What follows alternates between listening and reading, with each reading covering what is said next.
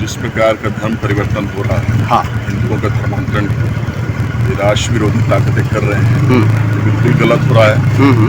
मेरे पिताजी स्वर्गीय दिलीप सिंह जूदेव जी ने घर वापसी अभियान चलाया था, जिसमें वो लोगों को पुनः हिंदू धर्म में जोड़ते थे। हाँ। उस अभियान को हम आगे बढ़ा रहे हैं और लगातार ये कार्यक्रम ग्रामीण क्षेत्र में हम करते रहेंगे जब तक आखिरी धर्मांतरित व्यक्ति पुनः अपने सनातन पूर्वजों से नहीं जुड़ता है। इसके लिए हम सबको मिलकर के काम करना है कि ये धर्मांतरण का चक्र बंद हो, क्योंकि धर्मांतरण राष्ट्रांतरण है, एक बहुत गंभीर समस्या है। हाँ।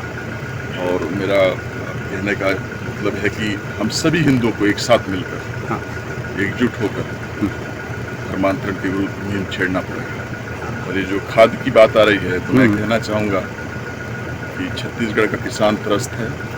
कांग्रेस वादा खिलाफी का सरकार है, जो वादे इसने किए कोई वादे पूरा नहीं कर रही है। जनता जान चुकी है, जाग चुकी है। आने वाले समय में जनता खुलकर सामने आएगी। और ये जो अग्निपथ का योजना है, मेरे ख्याल से तो बहुत ही अच्छी योजना है।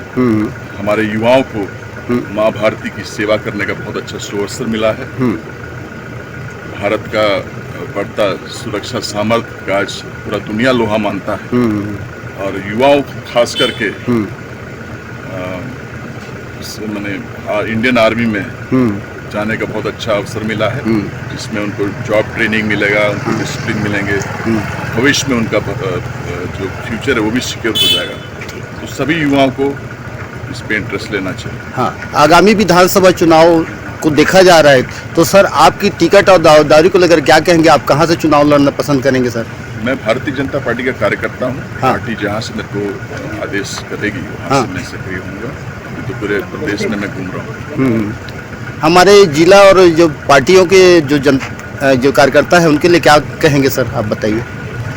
मैं यही कहूँगा कि सब लोग मिल करके काम करें, घर घर जाके आदरणीय नरेंद्र मोदी जी की योजनाओं के बारे में सबको बताएं, सभी को जोड़ें, कनेक्टिविटी स्ट्रांग बनाएं, और आने वाले समय में निश्चित ही भारतीय जनता पार्टी छत्तीसगढ़ में आएगी। सबको एक साथ मिलकर काम करना है। ठीक, धन्यवाद।